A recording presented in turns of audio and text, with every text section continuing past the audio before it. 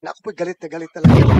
Sino pong maniwala na bata nagtutulak ng droga, pinatay? Oh. Eh, ako may anak rin ako. Oh. Kung mangyari, Naku, yan na naman tayo ba to? Sige, pakinggan muna natin. Nadamay na naman yung anak niya sa sarili. Oh. Alam mo, ganyan na ganyan yung mga sinungaling na tao. Gagawing example yung sarili nila. Mapatunayan lang sa kausap nila na totoo yung pagsisinungaling niya. Aso, yung sa anak ko, galit na galit ako. ulitin mo! Na ako po'y galit na galit talaga. Hmm. Sino bang maniwala na bata nagtutulak ng droga, pinatay? Eh, ako may anak rin ako. Kung mangyari yung sa anak ko, galit na galit ako, Mr. Chair. Kaya ako, I tried my best talaga na yung kaso na yan, kasi bata binaril. So, kailangan managot talagang gumawa niyan. Pero meron akong nasabi, if I can fully remember, sinabi ko, nung tinanong ko yung mga nakabaril kay Kian, Sir, ang explanation na sa akin, kaya nangyari yun, sir, dahil yung meron kaming nahuli na po, sir, na isa dyan sa Caloocan, at itinuro yung isang babae na tumboy na pinanggalingan ng kanyang droga. Tapos, ang sabi nung poser na nahuli namin, sir, yung droga nung tumboy na yan, masyadong madiskarte, hindi siya nagbibigay direkta sa amin ng supply. Buti pa yung pusher, masyadong madiskarte, no? Pero to si Bato, parang talo pa nung tomboy na pusher. Sige, tuloy, Bato. To si Bato parang nangangatwiran lang na bata. Dinadaan doon sa tindahan ni Kian, kung saan si Kian nagbabantay, iniiwan doon at pinipick up lang. Si Kian wala namang alam doon sa droga kung droga yun. Basta iiwan lang doon. Kung si Kian nagbabantay ng tindahan, iniiwan sa tindahan, doon pinipick up namin yung droga. Galing sa yung suspect na puser na tumboy. Kaya sir, nadamay si Kian. Sabi ko, bakit nyo binaril? Oh, wala, hindi na masagot. Hindi na masagot.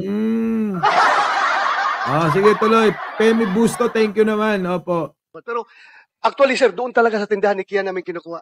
And ako'y nagtataka, bakit did I mention the name of a certain Randy De Los Santos as involved in drugs?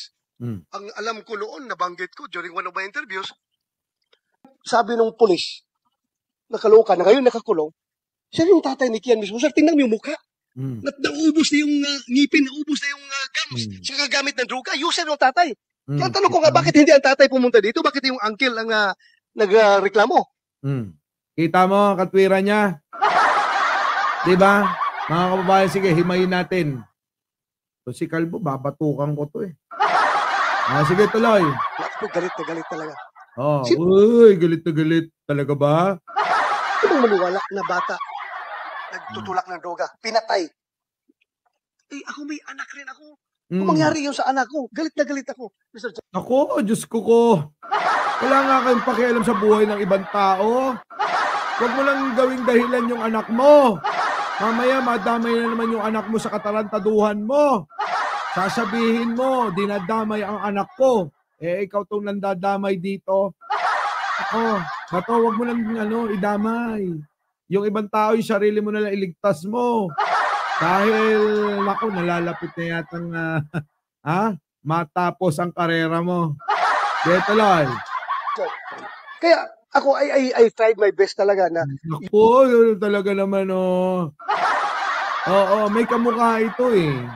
Oo, may kamukha ito. Si Bato, di ko lang alam kung ano ba pangalan nun. Yung parang sa comedy. Sabagay, comedy naman si Calvo. Ay, Calvo, si Bato. Ay, sige. Vancouver Gem. Opo, sino pa? Milagros Sumbawa. Lindy Sebastian. Opo, sa inyo pong lahat, ha? Yung kaso na yan, kasi bata binaril. So, kailangan managot. Naku, Bodo, parang awang-awa talaga. Akala mo, totoong naaawa, no, mga kababayan? Eh, kung naaawa talaga kayo sa mga namatay na yan, Bato, dapat, naging mahigpit kayo sa mga tao nyo. Hindi nyo inutosang pumatay ng tao at binigyan ninyo ng premyo. Bawat mapapatay. Biruin mo, bawat ulo may premyo. Aling Tess, Jayan Serna, Opo, sa inyo pong lahat. Talagang gumawa niyan. Pero meron akong nasabi, if I can fully remember. Sinabi ko, nung tinanong ko yung mga nakabaril kay Kian, Sir, Ito. Sige, galingan mo dyan, ha? Sa party na yan. Galingan mo. ang explanation na sa akin. Mm. Kaya nangyari yun, sir. Dahil yung meron kaming nahuli na po, sir, na isa dyan sa Caloocan. Nahuli. Patay ba, buhay? Liwanagin mo ba to? Si Bato naman eh. Patay na ba o buhay pa? At itinuro yung isang babae na tumboy na pinanggalingan ng kanyang droga. Tinuro yung tomboy. Pinatay nyo rin ba? Kasi dapat nililiwanag niya. Kasi kung ako nandito sa Senado, tatanungin ko siya. Yung pusher ba na nahuli nyo, buhay pa o pinatay nyo na? Yung tomboy ba na nagbebenta rin, buhay pa o pinatay nyo na rin? Ganon. Kasi si Kian de los Santos, na wala namang kinalaman, abay, pinatay nila. Tapos, ang sabi nung poser na nahuli namin, sir, yung droga nung tumboy na yan, masyadong madiskarte. Hindi siya nagbibigay direkta sa amin ng supply. Dinadaan doon sa tindahan ni Kian. Kung saan si Kian nagbabantay, iniiwan doon at pinipick up lang. Si Kian wala namang alam doon sa droga kung droga yun. Yun naman pala walang alam eh. Di ba, Lord Glenn? Ako, nandito na si Aljen Romero. Aljen, good morning sa iyo, ha? Larry D. Guzman, Starks, nandiyan na rin. Severino Calub. Shoutout sa inyo. Kita mo naman yung katwiran ni Calvo. Rodolph Baruga, nandiyan na rin. Pachuchay. Bulastog ka ba? Ito na nga mga kababayan, gumawa na sariling kwento. Si Bato. Diba? Ang pinag-uusapan dito at ang tanong ng mga tao, bakit namatay yung batang si Kian de los Santos? Yun lang naman. Bakit ang dami pang kwento? Kaya tuloy, pati tatay nung bata, dinamay mo. Basta iiwan lang doon. Kung si Kian nagbabantay ng tindahan, iniiwan sa tindahan, doon pinipick up namin yung droga. Galing sa yung suspect na puser na tumboy. Kaya, sir, yung suspect na tomboy, nahuli nyo ba? Kasi hindi malinaw yung mga sinasabi niya. Hindi malinaw. Nandiyan, nagkagalit tuloy si Yolanda Lopez. Si Mayumi Tolentino, nandiyan na rin. Si Vancouver Gem, nako. Si Jasmine Ineseldago, Opelia Kahilig. Ako po, eto na. Nadamay si Kian. Sabi ko, bakit nyo binaril? Wala, hindi na masagot. So, sa kanya na rin galing mga kababayan, na itong si Kian de los Santos talagang dinamay nila. Yun ang malinaw dito. Dinamay nila si Kian de los Santos na wala namang kinalaman sa droga. At maraming kasong ganyan na mga namatay na wala namang kinalaman. Gets nyo? At doon nagagalit ang taong bayan. Hindi doon sa sinasabi nyo na programa nyo. Yung programa nyo sa kontra-droga nyo, palpak! Yun ang malinaw dito. Kalma. Baby, kalma. Huwag mo naman akong bigyan ng dahilan para tabihan ka. Diba, Dalaga Pantalyon, Michael Francisco? Oo. Nandyan na rin si Dalaga Pantalyon. Nandyan na rin Mike. Sa inyo po lahat. Diba, Aljen Romero? Aminin ninyo, palpak yung kontra-droga nila. Yung programa nila, palpak. Ganun lang kasimple yun. Ang dami nyo pang satsat. Diba, mga kababayan? Hindi nila maamin na palpak. Bakit? Hindi nila maamin kasi mapapahiya sila. Diba? Niyawkat, nagsapa. Hindi ako makatulog ng Hindi, maaga ako natulog. 10:00 pa lang pagtapos ng live ko kagabi. Tulog kagad ako eh. Sige, tuloy. Jowen Evangelista. Pero actually, sir, doon talaga sa tindahan ni Kian namin kinukuha. And ako'y nagtataka, bakit Kita mo sinungaling talaga. Oh, ako'y nagtataka nagtaka ka pala eh. Bakit hindi mo ginawa ng parang para hindi namatay yung bata? Diba? Yeah, mention the name of a certain Randy De Los Santos as Dadamay na yung tito at saka tatay. Tignan nyo ha. involved in drugs. Ang alam ko noon, nabanggit ko during one of my interviews, na yung sabi ng pulis, Yan na. nakaloka na ngayon nakakulong, siya yung tatay ni Kian mismo. Sir, tingnan mo yung mukha. Naubos na yung ngipin, naubos na yung... Kita mo yung kanyang basihan para masabi na ano? Dahil daw nauubos yung ngipin, adik. Kaya kayo, mga taga Davao, uulitin ko lang yung sinabi ko kagabi, magpapustiso na kayo. Kasi, pag nanalo si Digunyo, pag wala kayong pustiso, wala kayong ngipin, adik kayo sa paningin ng mga ito. Light, camera, action!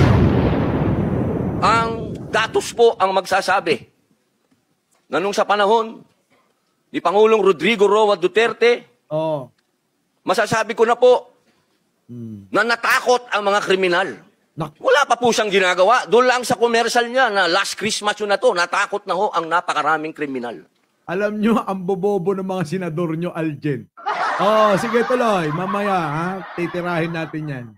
Natakot na ho ang napakaraming durugista, napakaraming pusher ang nag-surrender. Wala pong nangyayari. Nako. Sa salita lang po yun. Mga mahal kong kababayan, kung sisisi natin lahat ang mga namatay dito sa administrasyon ni Rodrigo Roa Duterte, abay nagkakamali po tayo. Alamin po natin kung ano ang drug underworld. Naks. Kung ano ang mga drug syndicates. Naks. Ako na po ang nagsasabi sa inyo, regular na po ito. Tuwing magpapalit ang administrasyon, naglilinis ang mga sindikato. Naks. Magkakaroon talaga ng maraming mamamatay dahil naglilinis. Naks. Para pagpasok ng bagong administrasyon, yung kanilang mga alagang, mga kriminal, mga alagang, mga pusher, mga tapos na. Sana po, sa usapin na ito, maging realistic po tayo, mga mahal kong kababayan. Kung kailan ba natin na ibalik sa mga kababayan natin ang kalsada. Nak! Nung panahon na yon, nagiinom Kalsada, bako-bako! man sa tabi, nakahubad. Ang mga babae, hindi makapaglakad. Hindi ka makapaglakad ng may cellphone ka. Agawin ng cellphone mo, loob ng bahay mo, papasukin ka. Ako putang ina. Sige! Mga kababayan naman. Huwag naman nating haluan ng politika ito. Bakit ka pumasok May sa mga bagay dito sa mundo na kailangan maging realidad tayo. Buong mundo, problema ang droga. Kung walang tatayo para lumaban dito, paano na ang kinabukasan ng mga anak natin? Kita nyo yung mga salita niya para bang si Duterte lang ang lumaban sa droga. Ano ang kaibahan noon at ngayon na sinasabi nila na nagkalat ang droga? Hindi ba't nung panahon ni Digong ganun din naman? Meron pa ring droga? At ngayon, hindi pa rin maalis ang droga. Tama? Kasi nasisilaw ako, Aljem. Pero, yung pamamaraan ng nakaraang administrasyon at ngayon, Binoy, hindi mo yata alam at hindi mo rin nakita yung datos na sinasabi mo. Kasi nasisilaw ako eh. Ayan, tingnan niyo yung mukha ko. Nagkakaroon ako ng wrinkles dito kay Binoy. Oo. Diba? Alam kong mas gwapo ko sa'yo. Naging artista ka lang at naging shota mo, si Chris Aquino. Diba? Suot ko na. Diba mga kababayan? Eto na. Patulan na natin tong kakasipsip kay Digunyo. Oo, nandyan si Joma. Si Jojo Villanueva. Sa inyo pong lahat. Si Rugi, nandyan na rin. Eto na, Michael Francisco. Putik na to. Alin na. Eto na. Mga kababayan, nasisilaw ako kasi may mga ilaw sa harapan ko. Parang awa nyo na. Kicks TV, nandyan na. Eto na. Pasok! Ang datos po ang magsasabi na nung sa panahon ni Pangulong Rodrigo Roa Duterte, masasabi ko na po na natakot ang mga kriminal. Teka muna! Natakot ang kriminal o pinagpapatay ninyo? Diba? Ganun lang naman kasimple yun. Diba? Talaga namang pinagpapatay nila. Diba mga kababayan? Oo, maraming natakot sa inyo. Pero katwiran ba napatayin ninyo? Katwiran ba natanggalan nyo ng buhay yung mga tao na kailangang magbago? Diba mga kababayan? Ngayon, kung gusto nyo palang pumatay ng tao, dapat niligal ninyo. Pag niligal nyo, wala kaming tutol. Bakit? Nasa batas ng tao. Eh di sana gumawa kayo ng batas at pinagawa mo ng batas si Digunyo. Death penalty lang ang katapat nun, bobo. Oh, kalma. Baby, kalma. Huwag mo naman akong bigyan ng dahilan para tabihan ka. Diba mga kababayan?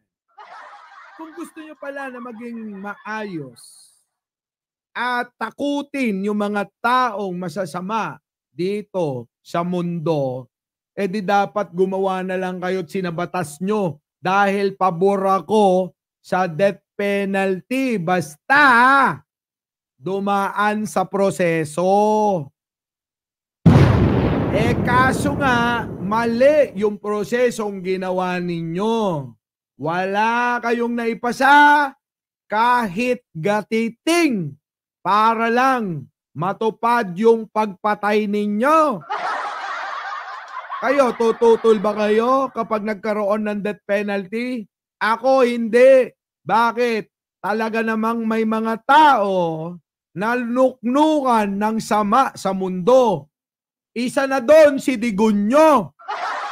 Alam nyo ba kung bakit hindi sinabatas ang death penalty nung panahon ni Digunyo? Kasi pagtapos ng termino ni Digunyo, lahat ng mga ito mamamatay sa tamang batas ng tao. Gets nyo? Kaya ang pinatupad nila, sarili nilang diskarte. Pumatay sila ng pumatay ng maraming tao. Kita nyo mga kababayan, para matakot yung mga galit si Aljen Romero. Ganun lang naman kasimple yun, Binoy. Anong pinaglalaban mo? Tama na sip-sip sa puwet ni Digunyo. Nanalo ka ng senador. Number 1 ka. Tandaan mo.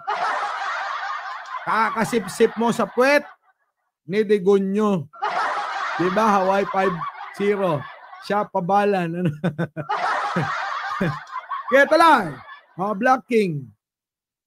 Wala pa po siyang ginagawa. Doon lang sa commercial niya na last Christmas yun na to, natakot na ho ang napakaraming kriminal. Nako. Hindi doon, Binoy. Hindi doon natakot ang mga tao kasi kahit yung mga matitinong tao, tinakot nyo. Nawalan ng laya. Nawalan ng laya. Takot ng mag-nightlife. Takot ng lumabas. Takot ng gabihin. Bakit? Kasi baka mapagkamalan. Dahil yung... Diba mga kababayan? Dahil yung kanilang basihan, mga kababayan, sa pagtingin ng adik, basta bungal ka, sigurado, adik ka na. Malalim ang mata mo, mukha kang adik, sigurado, adik ka na. Pangit ka, nako, lalo na, sigurado, adik ka na. Diba mga kababayan? Ganun ang basihan nila. Eh katayong mga matitino, mga kababayan, aminin natin, natakot tayong lumabas ng hating gabi. Bakit? Kasi baka mapagkamalan tayo netong mga gago. Alam mo na, Binoy, sinikil ninyo ang kalayaan ng bawat Pilipino. Isa na akong galit na galit dito. Bakit? Kasi marami tayong trabaho pero kailangan mong umuwi ng maaga, ayaw mong magpagabi. Bakit?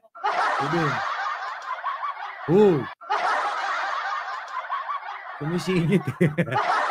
Ayaw nating magpagabi noon kasi yun na nga yung problema eh.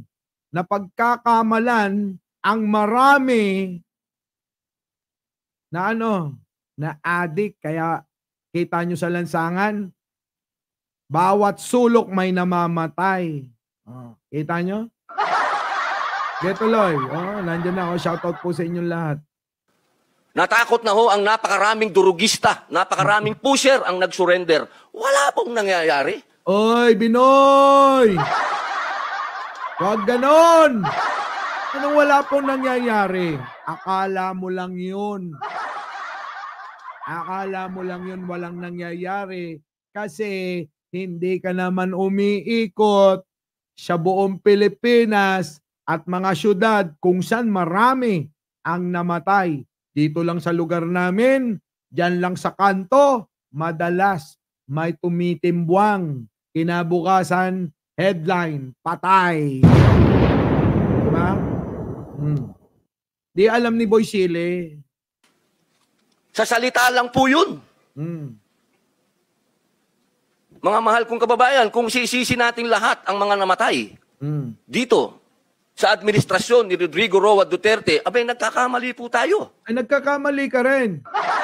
Isama mo pa yung ilang taon na on and off, bawal lumabas. Bakit? Kasi tinamaan ng lintik na COVID. Sinisi ba natin kay Digunyo ang COVID? Kita nyo, sila sinisisi ang bagyo kay Pangulo. Tayo, sinisi ba natin na karma ni Digong ang COVID? Hindi. Bakit? Pumabor pa sa kanila. Bakit? Pinagkakitaan pa nila ang pandemya. Hindi nyo alam. Hindi nyo nagigets. Di ba mga kababayan? Formally, umorder na mawalang kakwenta-kwentang face shield. Yung pala hindi naman pala kailangan. Bilyon-bilyon ang inutang para lang pambili ng face shield. Para kumita yung kaibigan niyang, si Michael Yang, na maraming beses nang sinabihang nagdadala ng droga dito sa ating bansa. Kita nyo mga kababayan? Samantalang tayo ng COVID na hindi natin sinisisi kay Duterte yung nangyaring COVID pero tignan natin yung formally. Bakit Digunyo ang tanong ng mga tao? Habang kami nahihirapan, hindi makalabas, hindi makabili halos ng mga pangangailangan dahil bago ka makapasok, marami pang mga hinahanap na dokumento. Diba mga kababayan? Samantalang sila nagpapasasa sa maraming kwarta na kinukulimbat nila. Ano na? Tuloy. Mali kasi itong mga banat ni sobrang sip-sip. Alamin po natin kung ano ang drug underworld. Ano yon? Alamin natin. Ano yung aalamin natin? Sige, tuloy mo. Kung ano ang mga drug syndicates. Di ba? Drug syndicate. Binoy, dapat alam mo. Kasi madalas nasa tabi mo. Dapat alam mo yon kung gusto mong alamin. Bakit ituturo mo sa amin? Di ba dapat mas alam nyo? Kasi lagi nyong katabi yung tao na tinutukoy mo. ba mga kababayan? Ingot din to. Ayaw mong maniwala? Tanong mo kay Bato, kay Bongo, at kay Digunyo. Sasagutin ka nila. Oo, ginawa ko pa ngang advisor yung nagbebenta ng bato galing China at kung saang-saang bansa dinadala niya rito. Andyan sa tabi mo si Bato, tanungin mo. Diba?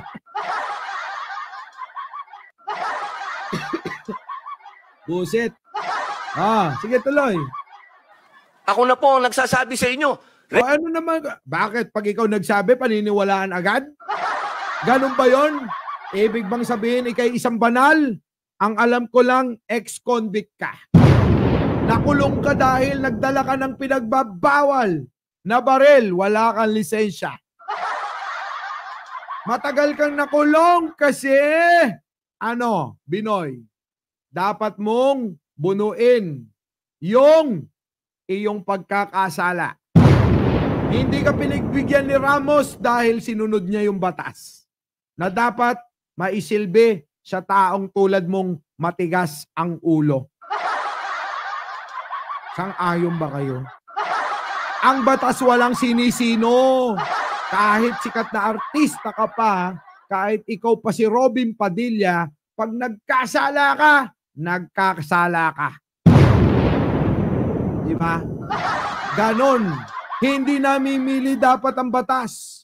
Hindi dapat piliin si Michael Yang at mga kasama niya at si Alice Go at iba pa. Hindi pwedeng porke kampi mo, ligtas ka. Ang problema sa panahon ni Digunyo, lahat ng mga kumpare niya na na-involve sa droga, tinatakas niya.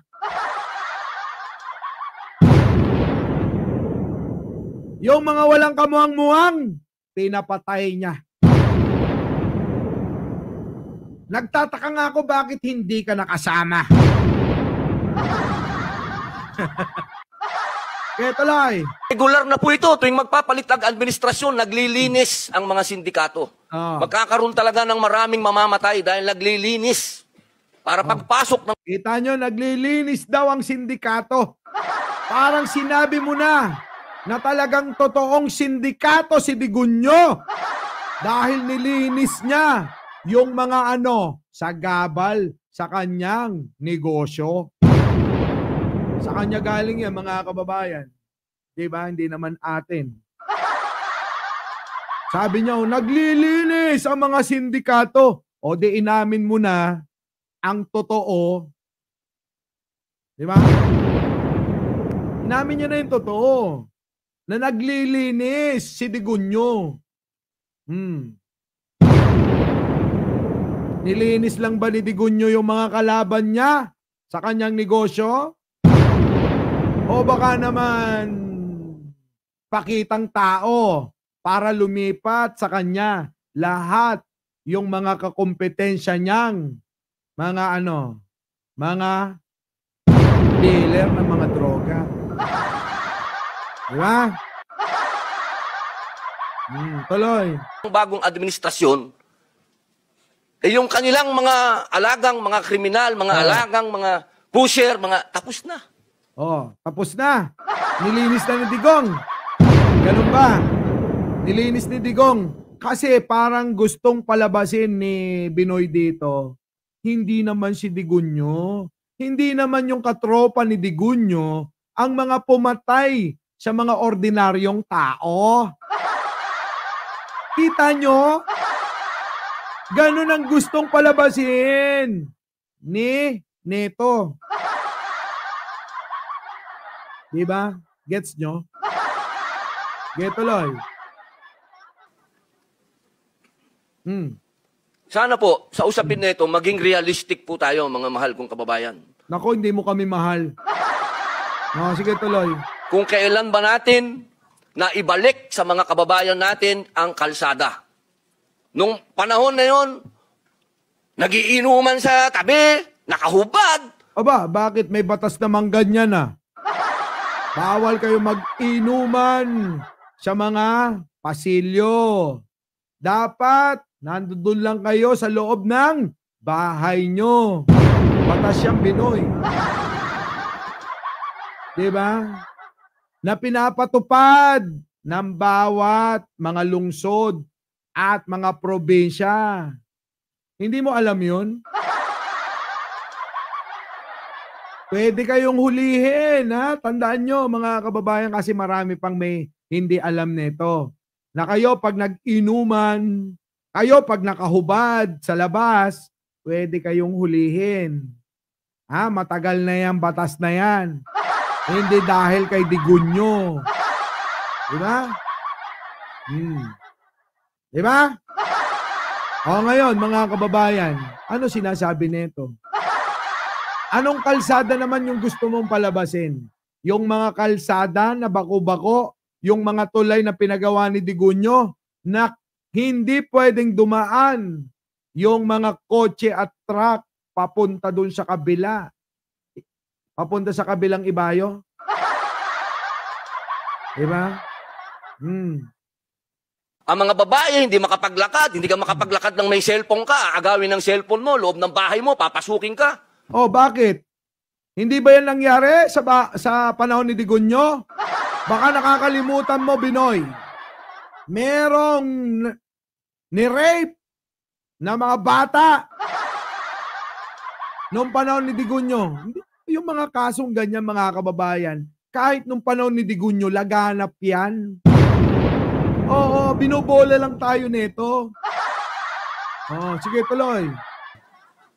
Mga kababayan naman, huwag naman nating haluan ng politika ito. O, di dapat di ka na tumakbong senador kung ayaw mong mapolitika. Dahil lahat ng ginagawa nyo, pamumulitika. Naglabas kayo ng peking video ng Pangulo na galit ang tao. Diba? Hindi ba pamumulitika yon? Naglabas kayo, video para siraan si Pangulo. Nagdodroga kunyari. Ano? Diba? Tinawag na ninyo si Pangulo ng kung ano-ano. Dinamay nyo pa pati yung asawang nananahimik. Wala namang ginagawa sa inyo. Tapos ngayon ano? Pabiktim na kayo. Wala na bang ibang banat? Bukod dun, siya, pamumulitika. Kasi gawain nyo yun. Diba? Sila may gawain nun, laging namumulitika. Kung ang mga pinklawan, dilawan, sumang-ayon na dapat yun ang ating mga kalaban ngayon. Pero baliktad ang nangyari. Sila pa yung umayon kay Pangulo. Imbes na kayo, na mga animal kayo, ay tumulong na lang sa gobyerno, wala kayong ginawa, kundi mag-disturb, siraan, at gusto nyong ipahiya ang leader ng bansa. Tumulong kayo. Tumulong kayo. Diba? Wala ka naman magagawa. Sumang-ayon ka na lang. At gumawa ka na lang ng batas dahil yun naman ang trabaho mo. Kaso nga, hanggang sa ngayon, wala pa ring batas. Wala pa ring naipapatnukalang batas. Diba? Pare-pareha sila. Tagal-tagal nyo na. Lalo si Bato, napakatagal na. Ano na ba to? Puncher pa rin ang laman ng ulo mo. Batas ang kailangan namin dito. Gumawa kayo ng batas. Yung pala, galit pala kayo sa mga masamang tao. Hindi ipasa nyo death penalty para sa mamamayang Pilipino. Diba? Death penalty para sa mga nang biktima ng mahihinang Pilipino. Pasa nyo! Kaso hindi nyo nga ginawa noong panahon ni Digunyo kasi natatakot kayo. Natatakot kayo na baka kayo ang maging unang masasalang sa selya elektrika at ano yon yung chamber nung tinutusok lang, mamamatay ka na. Tulad nino, sino yung na-death penalty sa ano? Yung nang rape ng anak. Ano ba yun? Si Ichigaray.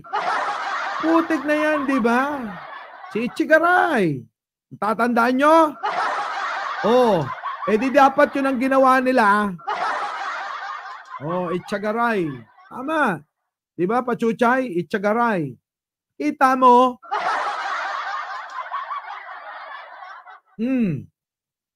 Gets mo? Baka naman natatakot kayo. Ha? Hindi, alam nyo, sa totoo lang, takot sila sa death penalty. Kasi talagang may Ichigaray itong mga ito.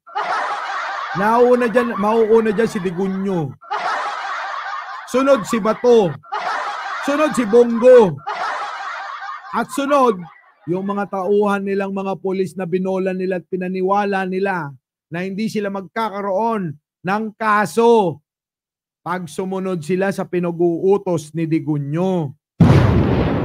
Ha? Tuloy. May mga bagay dito sa mundo na kailangan maging realidad tayo. Oo nga. Buong mundo, problema ang droga. O, alam mo pala. Bakit?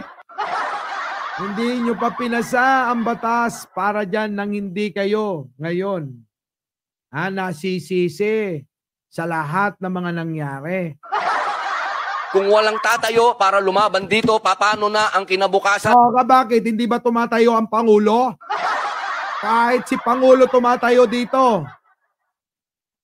Lahat ng ginagawa ni Pangulo para sa Pilipino. Hindi ba alam nito? Parang sila lang ang may karapatang magsilbi sa gobyerno. Pag inyo namang titignan at iaanalisa, mga walang alam naman ito. Diba? Halibasa, hindi pamilya mo na biktima, Binoy. Hindi namin pinapanalangin na kapag sakaling maluklok ang isa pang Duterte, wag sanang maging biktima ang pamilya mo. Dahil doon mo lang mararamdaman kung anong sakit nito. Mawalan ka ng magulang, mawalan ka ng anak, mawalan ka ng kapatid, mawalan ka ng kapamilya. Binoy, tandaan mo. Pag nangyari sa iyo yon, doon mo lang malalaman lahat ng sinasabi ko. Our beloved Boss Mike